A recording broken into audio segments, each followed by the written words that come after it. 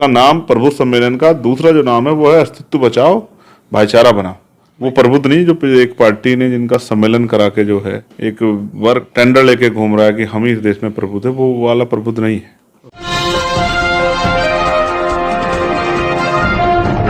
साथियों नमस्कार, मैं हूं नीरज पटेल और आप देख रहे हैं नेशन जनमत।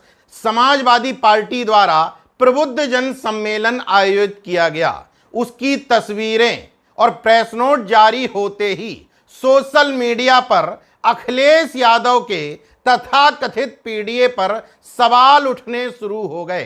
हालांकि ये पहला मौका या पहली पार्टी नहीं थी जिसने प्रबुद्ध जन सम्मेलन आयोजित किए। समाजवादी पार्टी के अलावा विधानसभा चुनाव से पूर्व बहुजन समाज पार्टी, भारतीय जनता पार्टी और मौजूदा समय में चंद्रशेखर आजाद की आजाद समाज पार्टी प्रबुद्ध सम्मेलन आयोजित कर रही है। लेकिन मौजूदा समय में पीडीए, संविधान और बाबा साहब की बात करने वाली समाजवादी पार्टी की नज़र में महज एक जाति यानी कि ब्राह्मण समाज के लोग ही प्रबुद्ध कहलाने लायक हैं, इस पर सोशल मीडिया पर सवाल उठने लगे। और ये सवाल अनायास ही नहीं उठे। समाजवादी पार्टी द्वारा जो प्रेस रिलीज जारी की गई उसमें खुद चीख चीख करके कहा गया है, समाजवादी पार्टी राज्य मुख्यालय लखनऊ के डॉक्टर लोहिया सभागार में आज प्रबुद्ध सम्मेलन नेता विरोधी दल उत्तर प्रदेश माता प्रसाद पांडे की अध्यक्षता में हुआ। चलिए इस मामले में सफाई दी जाएगी कि वोट बैंक के लिए ऐसा करना पड़ता है, लेकिन प्रबुद्ध जन कौन है अखिलेश यादव की नज़र में यह आगे स्पष्ट हो जाता है। श्री अखिलेश यादव ने कहा कि ब्राह्मण समाज में अग्रणी भूमिका निभाता रहा है, वह समाज को दिशा देता है, जीवन के विभिन्न क्षेत्रों में उसका योगदान अविस्मरणीय है। समाजवादी पार्टी में ब्राह्मणों का बहुत सम्मान है, उनका मार्गदर्शन हमें मिलता रहता है। हालांकि सोशल मीडिया पर जैसे ही समाजवादी पार्टी के इन प्रबुद्ध जनों की तस्वीरें सामने आई, वैसे ही विशंबर एन प्रजापति शिल्पकार नाम के एक सोशल मीडिया यूजर ने टिप्पणी करते हुए लिखा कि भारतीय जनता पार्टी ने भी प्रबुद्ध सम्मेलन आयोजित किए थे, लेकिन एक प्रोफेसर की हैसियत से प्रजापति होते हुए भी उसने मुझे प्रबुद्ध माना था। लेकिन पीडीए की बात करने वाले अखिलेश यादव जो तथाकथित रूप से अब बदल गए हैं, 2021 में जिनको प्रबुद्ध मान रहे थे, 2025 में भी उन्हीं ब्राह्मण समाज के लोगों को प्रबुद्ध मान रहे हैं। उन्होंने लिखा, अगर ब्राह्मण समाज के लोग प्रबुद्ध हैं तो क्या अखिलेश यादव का पीडीए निर्बुद्ध? और अपनी पोस्ट के समर्थन में उन्होंने एक प्रूफ दिया। 2021 में कुशीनगर में जब प्रधानमंत्री का प्रोग्राम लगा था तो प्रोफेसर होने की हैसियत से विशंबरनाथ प्रजापति को उस कार्यक्रम में प्रबुद्ध जन के रूप में बुलाया गया था।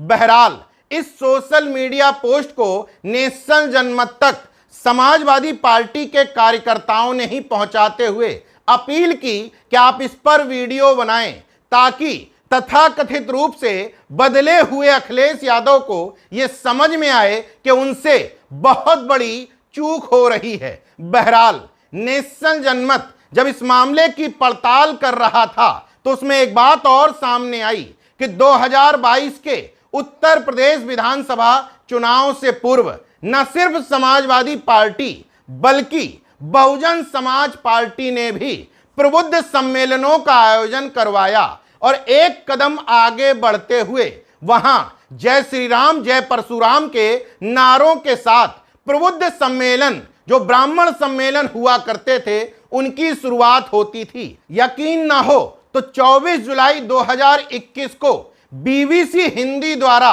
एक रिपोर्ट प्रस्तुत की गई थी जिसमें लिखा है, अयोध्या में शंख ध्वनि, घंटों और मजीरों की ध्वनि के बीच वेद मंत्रों के उच्चारण से शुरू हुए बहुजन समाज पार्टी के प्रबुद्ध वर्ग विचार गोष्ठी का समापन जय भीम जय भारत के अलावा जय श्री राम और जय परशुराम के उद्घोष के साथ हुआ। उसी खबर में स्पष्ट तौर पर लिखा हुआ था, बीएसपी की ओर से पहले इसे ब्राह्मण सम्मेलन कहा जा रहा था, लेकिन आयोजन से एक दिन पहले इसका नाम बदलकर प्रबुद्ध वर्ग विचार गोष्ठी कर दिया गया। इस खबर के बाद ही 2 सितंबर 2021 की एक खबर नेशनल जनमत के हाथ लगी, जिसमें बताया गया कि भारतीय जनता पार्टी की तरफ से उत्तर प्रदेश की 403 विधानसभाओं पर प्रबुद्ध जन सम्मेलन आयोजित करने की घोषणा की गई। लेकिन यह बात मैं तमाम खबरों को खंगालने के बाद पूरी जिम्मेदारी के साथ कह रहा हूं कि जिस पार्टी पर ब्राह्मणवादी, ठाकुरवादी, बनियावादी होने के आरोप लगते हैं, उस पार्टी ने प्रबुद्ध जन सम्मेलनों में सभी समाज के लोगों को बुलाया, लेकिन बहुजनवाद और पिछड़ेवाद का ठेका लेकर घूमने वाली समाजवादी पार्टी और बहुजन समाज पार्टी के लिए प्रबुद्ध शब्द का मतलब ही ब्राह्मण समाज है। अब बात करते हैं मौजूदा समय में क्लियर कट बहुजनवाद की राजनीति करने वाले सांसद चंद्रशेखर आजाद की। उनकी पार्टी आजाद समाज पार्टी द्वारा पूरे प्रदेश भर में अस्तित्व बचाओ, भाईचारा बनाओ प्रबुद्ध जन सम्मेलन की घोषणा की जाती है। 5 अप्रैल 2025 को सहारनपुर से इसकी शुरुआत भी हो जाती है। इसके बाद 10 अप्रैल 2025 को नेशनल जनमत की तरफ से मैं खुद सांसद चंद्रशेखर आजाद का इंटरव्यू करता हूं और उनसे पूछता हूं कि आपकी नजर में प्रबुद्ध जन है कौन और इस सम्मेलन का नाम अस्तित्व बचाओ भाईचारा बनाओ प्रबुद्ध जन सम्मेलन क्यों रखा है। सहारनपुर जो आपका गृह जिला भी है, वहां पे प्रबुद्ध सम्मेलन आयोजित किया गया पार्टी की तरफ से। हालांकि अभी तक प्रबुद्ध की परिभाषा कुछ और समझी जाती थी, लेकिन आपकी पार्टी ने कहा कि हम हर मंडल स्तर पर प्रबुद्ध सम्मेलन करेंगे। ये कौन से प्रबुद्ध लोग हैं? क्या आप भी दूसरी राह पर चल पड़े क्या? तक मैं समझता हूं जिन महापुरुषों ने भारत को मानवता का रास्ता दिखाया है, अंधविश्वास, पाखंडवाद, कुरीति से निकाला, वो सब प्रबुद्ध विचारधारा को आगे बढ़ाने वाले महापुरुष थे। उन्हीं की विचारधारा को आगे बढ़ाने वाले यानी कि उन्हीं के अनुयायी ही प्रबुद्ध हैं। वो प्रबुद्ध नहीं जो एक पार्टी ने जिनका सम्मेलन करा के जो है एक वर्ग को जो इस बात का जो है टेंडर लेके घूम रहा है कि हम ही इस देश में प्रबुद्ध है, वो वाला प्रबुद्ध नहीं है। उस अन्याय को किस तरह से जो है रोका जाए, उन सब चीजों पे समाज को जागरूक करके बहुजन समाज को और भाईचारा बनाना है। इसका नाम प्रबुद्ध सम्मेलन का दूसरा जो नाम है वो है अस्तित्व बचाओ भाईचारा बनाओ। देखिए, बहुजन समाज खुद में एक विशालकाय स्वरूप है।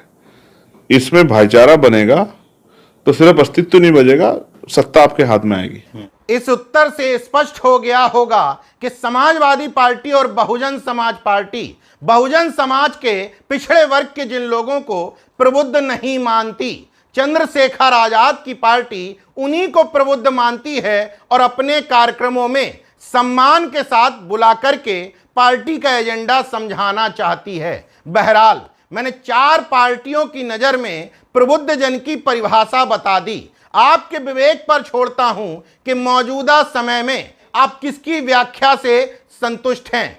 देखते रहिए नेशनल जनमत, जागरूक और सजग बने रहिए। जय विज्ञान, जय संविधान, जय लोकतंत्र।